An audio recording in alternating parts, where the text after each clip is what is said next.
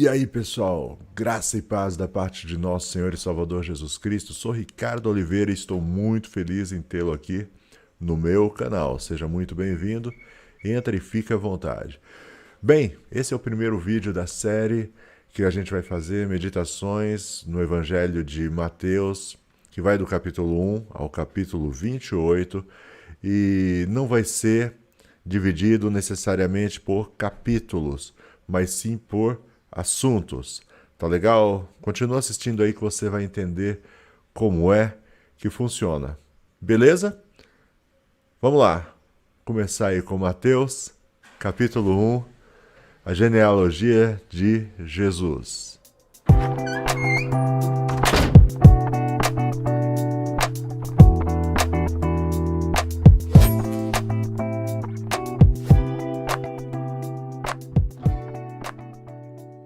Bom, antes da gente entrar na palavra propriamente dita, a gente vai meditar aqui na genealogia de Jesus. Está em Mateus, capítulo 1, do verso 1 ao 17. Deixa eu contar uma coisa. Quando eu me converti, há muitos e muitos anos atrás, tinha um rapaz que ele me discipulou, por assim dizer. Naquela época eu nem conhecia essa palavra, mas foi exatamente o que ele fez. Ele cuidou, certo, bastante de mim, ele me orientou muito na palavra, e eu tinha muito desejo de aprender, eu tinha muito desejo de estudar a palavra, de ler a palavra e entender a palavra. E aí ele me deu uma dica, falou assim: olha, não começa ler do início, não do Gênesis, começa a ler o Novo Testamento primeiro. Aí o que é Novo Testamento? A partir de Mateus e tal, porque ele disse é mais fácil de entender, mais atual. E aí foi o que eu fiz, né? Procurei saber onde começava o Novo Testamento. Eu não tinha a menor ideia que a Bíblia era dividida em Antigo e Novo Testamento. E comecei a ler em Mateus, então, né? Conforme ele tinha me ensinado. E aí foi complicado porque ele me disse que era fácil. E o primeiro capítulo de Mateus, os primeiros versículos de Mateus, eles são um pouco complicados e eu fiquei meio assim, meu Deus, se logo no começo está assim, eu nunca vou aprender. Porque ele já começa com a genealogia de Jesus, que vai do verso 1 ao 17. Bom, e é uma sequência de nomes estranhos, nomes que a maioria eu não conhecia, a maioria eu não fazia ideia do que nomes eram aqueles. Mas aí, com o passar do tempo, a partir do versículo 18, vai ficando mais fácil a leitura. E aquele primeiro impacto foi só momentâneo, foi só no início. Porém, e presta atenção, porque eu estou falando isso, porque talvez você também não tenha compreendido. Com o tempo, e isso só veio realmente com muito tempo depois, e eu não gostaria que você passasse por isso, eu gostaria que você aprendesse o mais rápido possível sobre isso, porque é muito importante esse primeiro trecho aqui.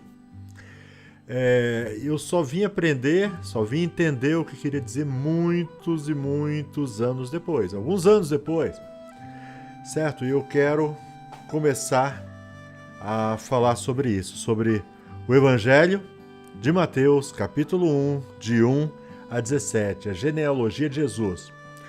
E a importância está logo no início, sabe por quê? Porque haviam profecias de que o Messias viria dessas pessoas.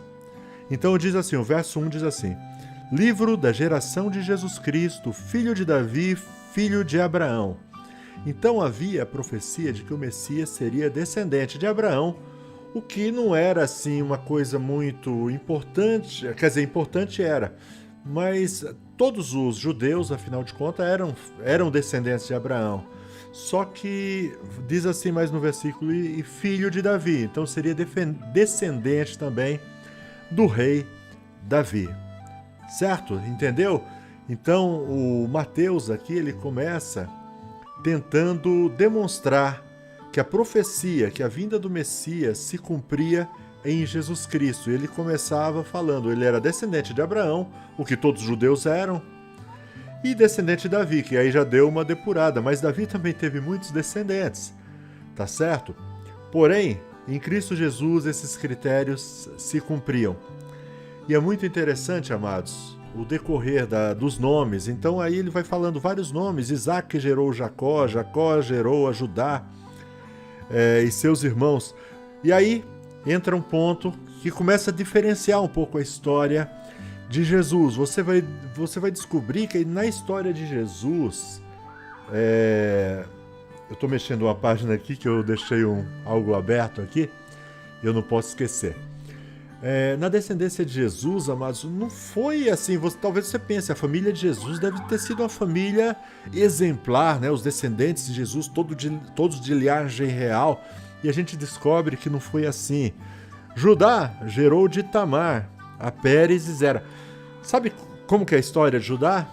A história de Judá é mais ou menos assim. Judá tinha um filho, o filho se casou com Tamar, e Tamar não deu filhos, não deu descendência a esse filho de Judá, e um outro filho de Judá casa com Tamar e também não dá descendência para ela. E pela lei daquela época, os irmãos tinham que se casar com as cunhadas que ficaram viúvas para deixar descendência se essas não tivessem descendência. E o outro filho de Judá era novo ainda, e ele prometeu para ela, assim que ele tiver idade, ele vai cumprir a lei com você, tá certo? Vai gerar um filho. Só que o tempo passou, Judá se esqueceu, não ligou muito, e Tamar, ela cria uma situação, ela engana Judá, ela se veste de prostituta e engana Judá para que Judá tivesse relações com ela, ele não reconhece ela, tem relações com ela e ela engravida. E dessa gravidez nascem dois filhos, a Pérez e Zerá. E aí continua a geração. Depois tem um desenrolar, depois se você quiser saber, você lê lá em Gênesis, procura a história de Judá e Tamar, tá bom? Tem bastante coisa que não dá tempo da gente falar. Eu só estou querendo expor para você que a descendência de Jesus não era aquela família de comercial de margarina, não. Era uma família complicada, cheia de problemas. Talvez problemas parecidos, ou nem tanto, com os da sua família. Às vezes você olha para sua família, puxa vida, como é complicada a minha família. Família de Jesus, a descendência dele, os antepassados dele eram bem complicados também.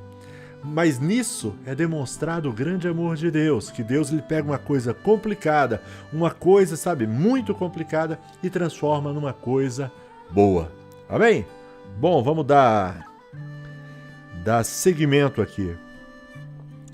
E Pérez gerou a Esrom e tal, e aí vai. Deixa eu chegar até a próxima. É o problema, né, que chama bastante atenção. Sim.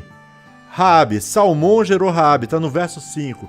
Raabe também, ela não era do povo judeu. Raabe, você vai encontrar ela no livro de Josué, quando os espiões de Josué entraram em Jericó, e lá eles foram escondidos, né, porque estavam querendo prender, matar os espiões, né, que Josué tinha mandado. E Raabe, uma prostituta, esconde os dois espiões na sua casa.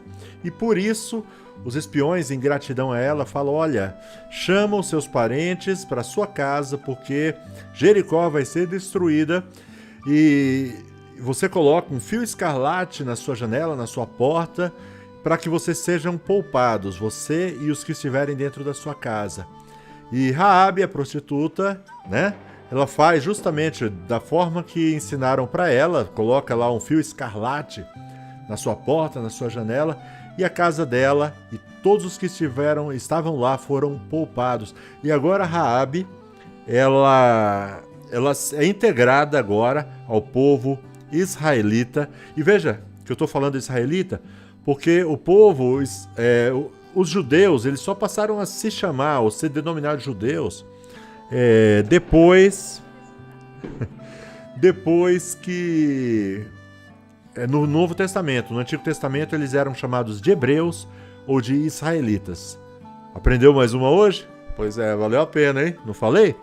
Bom, então a Raabe, ela se junta ao povo israelita e ela acaba se casa com um homem chamado Salmão. e ela gera Boaz. Boaz que mais tarde ia se casar com outra pessoa, com Ruth, que também não era do povo israelita. Então você veja que os antepassados de Jesus eram uma mistura. Eram pessoas assim, sabe? De passado duvidoso, de passado, né, nebuloso, mas que foram se integrando à genealogia de Jesus. Então, eu repito, talvez alguém espere que os antepassados de Jesus eram todos, né, uma família de propaganda de margarina. Não, não eram. Era gente complicada. Deixa eu ver. Sim, e mais tarde, uma outra pessoa, vamos lá, Jessé era o pai de Davi, é um dos antepassados de Jesus. Jessé gera Davi, e Davi gerou de Salomão, que fora mulher de Urias, gerou a Roboão, que entrou na descendência também de Jesus. Então, veja bem, você conhece a história de Davi? A história do adultério, em que ele adultera com Betsaba. Betsaba também entra na genealogia de Jesus. E ela gera Salomão, que gera Roboão. Roboão foi um rei muito ruim. Foi um dos piores reis que teve Israel. E estava na genealogia de Jesus. Betsaba, a mulher de Urias, também estava. O adúltero Davi. Então vocês vejam, amados, que os antepassados de Jesus eram complicadinhos. E vai por aí afora. E tinha Roboão, deixa eu ver, tem outros aqui. Jorão, Amon, Jeconias. Então, esses todos fazem e entraram na história como pessoas que não eram pessoas muito boas. Mas a Bíblia, mesmo assim, não esconde o nome deles. Sabe por quê? Sabe o que quer dizer isso? Quer dizer que a graça, que o favor de Jesus Cristo, que o amor de Deus, ele supera todas as coisas. E ele pega as coisas que não são, ele pega as coisas vis e transforma em coisa boa. Ele podia ter escolhido. E por fim, no próximo vídeo, a gente vai falar sobre o anúncio, né? O nascimento de Jesus. Mas essa genealogia chega até José, que foi o pai adotivo de Jesus. Então você vê um monte de gente boa, gente nem tão boa assim, nem tanto, e gente cujo nome nem aparece em outra parte das Escrituras. Então Jesus ele veio de uma família assim. Sabe o que isso significa? Significa se Deus escolheu uma família desse jeito, antepassados desse tipo, para que Jesus nascesse e dele viesse uma bênção, né? Ele disse, olha, para Abraão, lá no início, o primeiro dessa lista, o Abraão, Deus falou para Abraão, olha, em ti serão benditas todas as famílias da terra. Ele estava se referindo a Jesus. Ele estava se referindo que um dia um dos descendentes de Abraão salvaria todas as nações da terra, todos aqueles que o aceitassem, né? Então, essa genealogia ela tem esse poder de demonstrar que Deus, ele arruma as coisas. Quem sabe a sua vida ou a vida de alguém, você está assistindo hoje, ouvindo hoje, talvez sua vida até o dia de hoje não foi grande coisa, mas Jesus Cristo, ele pode nascer na sua vida, ele pode transformar a sua vida. É disso que se trata. Amém? Da próxima vez que você for ler a genealogia de Jesus, olhe com outros olhos. Não olhe só para os nomes estranhos, para a dificuldade, não. Veja que ali tem uma lista de pessoas imperfeitas, uma lista de pessoas que erraram. Mas mesmo assim, o Senhor nosso Deus, ele resolveu, ele concedeu que através daquelas pessoas, o seu Filho, Jesus Cristo, viesse ao mundo. Amém? E se tornasse o seu e o meu Salvador.